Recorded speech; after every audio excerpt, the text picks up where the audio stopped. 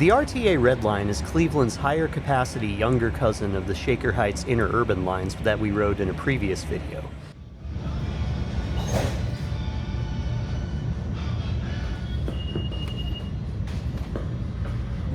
Good afternoon. Thank you for riding RTA. This is the Red Line. Final stop will be Cleveland Hopkins Airport. Also, please be aware of the emergency evacuation procedures posted inside of the train. Elevators are out of service at Cedar, each one of us in Quincy, in 55th, Trinket, and West 65th, and South Superior. Conceived in the post-war era to continue to develop the city's transit infrastructure, it runs from East Cleveland at Windemere, mostly along a grade separate from traffic, parallel to freight railroads, converging with the Shaker Heights lines at 55th, and sharing trackage into Cleveland's Terminal Tower. From there, the line runs west in another freight corridor separate from traffic. The line was opened as far as Cleveland Hopkins Airport by 1968, making it the first metro rail line in modern America to connect a downtown with its airport.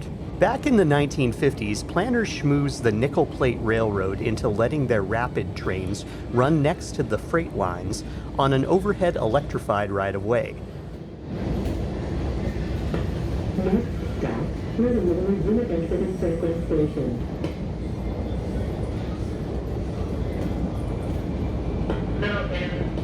There's a bit more build-up to stations as we go, culminating in Little Italy station down the line. Unlike its counterpart, the Shaker Heights Rapid, run with PCC streetcars and owned by the city of Shaker Heights, the CTS, as it was initially known, was a line inserted into existing neighborhoods that were much more populous in the early years of planning, which occurred at Cleveland's peak population of nearly 1 million.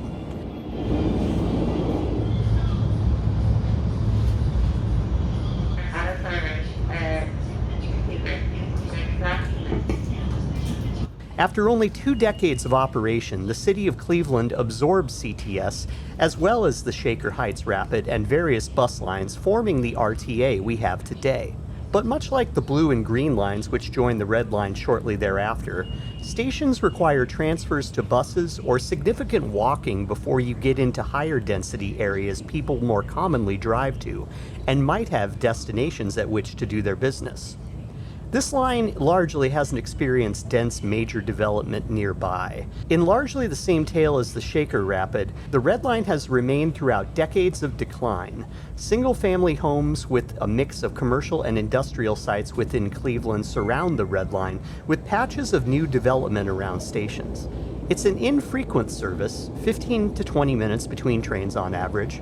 It does serve the purpose of delivering folks from the fringes of Cleveland into downtown as an alternative to driving and incurring downtown parking rates and hassles. But outside of major events, sports, and concerts, the line feels sparsely utilized for weekday midday runs like mine. Average cleanliness, not smelling new inside the cars, but not feeling dirty. The now 40-year-old cars ride average for their age, built by the Tokyu Corporation. The RTA does have new Siemens light rail vehicles on order to replace these cars in the next decade, so these might still have a few years to be ridden. It doesn't seem like capacity is an issue on the line, so once their replacements arrive, barring some major mechanical issue, I'd expect these older ones to be living on borrowed time. Next stop, East 79th Street Station. I could say the same about the line itself, but with a population of over 370,000 and Cleveland's NBA team making the postseason often enough, Cleveland ought to be able to keep running this line along with its far more numerous and often more frequent bus corridors.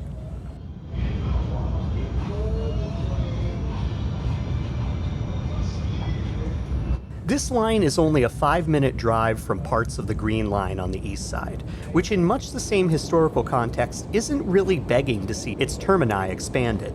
Ohio is a fairly car-dependent place, but the Red Line's grade separation keeps it from directly interfering with Cleveland's traffic situation.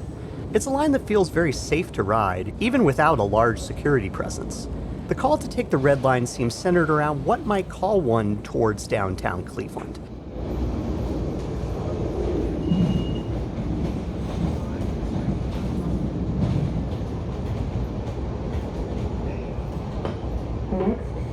Next stop, East 55th.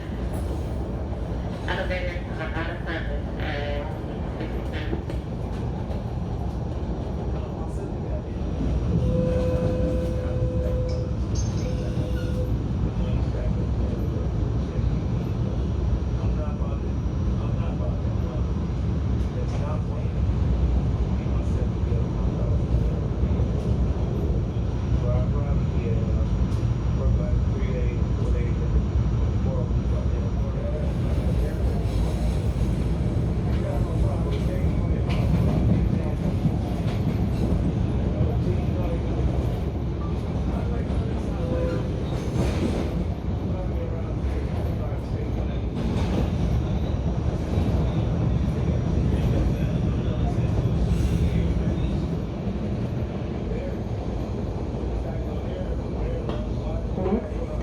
East 34th Street Tri-C Campus District Station.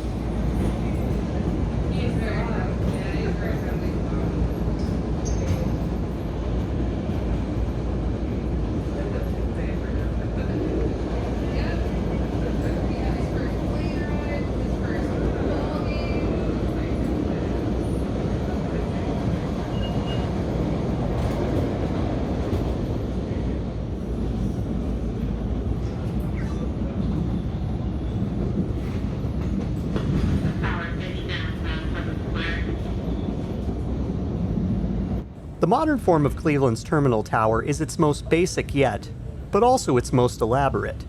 Tower City Center sits above the tracks that carry all of the RTA's lines into downtown's beating heart. From below, old approaches still very numerous, with quite a few now walled off into the modern commercial structure. We're taking the standard approach into the station, remodeled in the 1980s. We first passed the blue and green light rail line's low-floor boarding station stops, rolling onto the west side platform for high-floor boarding.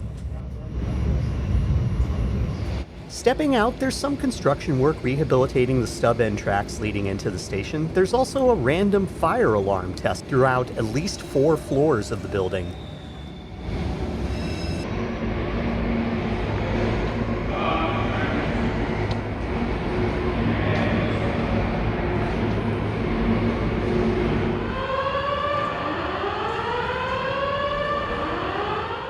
Oh, it's a test, they say. This is normal.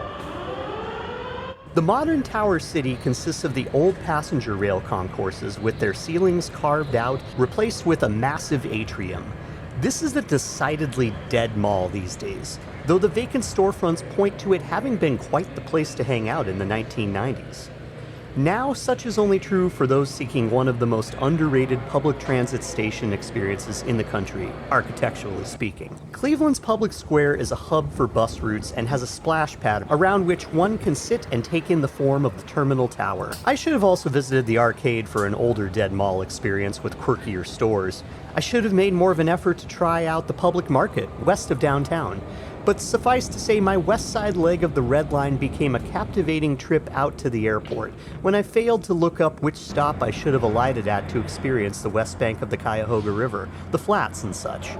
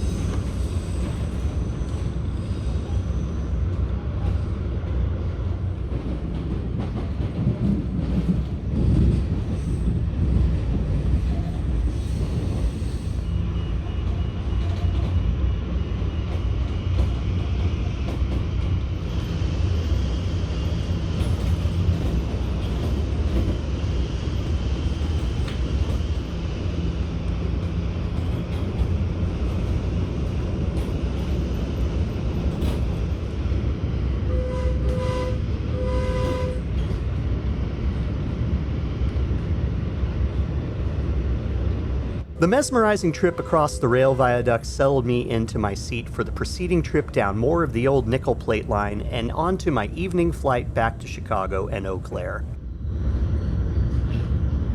The Red Line's purpose of connecting neighborhoods in Cleveland with the airport and downtown feels muddled by the exclusion of the Lakefront Line. The northerly section of the Blue Line from Shaker Heights would serve the Rock and Roll Hall of Fame, arguably Cleveland's main tourist destination, but the line presently only runs during home games for the NFL's Cleveland Browns, so less than a dozen times per year predictably, sometimes on other weekends. This keeps the rapid from being very useful for tourists, and for quite a few citizens. Though RTA's bus network is rather expansive, very little of it is as frequent as the introductory rider would prefer to be able to make a trip without a car.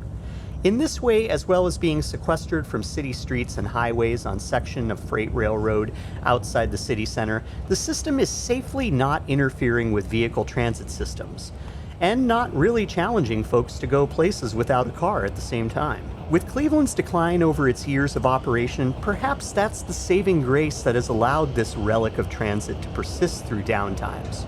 Maybe the conversion of rail cars to the new Siemens LRVs will garner some attention and ridership. Whether RTA could possibly retain new riders is, as always in America, dependent on frequent schedules and final mile connection options.